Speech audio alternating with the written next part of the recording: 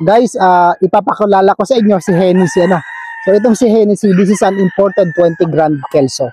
So ito yung isa sa mga gagamitin natin sa mga parating na linggo na pahulugan system natin ng mga Kelso, ano. So this is an imported one, ano. So tingnan natin. So original to na imported, ano. So ang ganda-ganda nito magbuntot. So kung bakit Hennessy ang pangalan nito, dahil alam naman natin ang Hennessy is a very fine whiskey na paborito ko, ano. So talagang gustong-gusto ko siya. So anyway, so ito yung leg band niya. So leg band number, anong leg band number, Mr. K? 089. Leg band number 089, and ang pangalan Crawford County Game Farm. So Crawford County Game Farm. So galing to kay Crawford County Game Farm na imported na 20 Grand Kelso natin.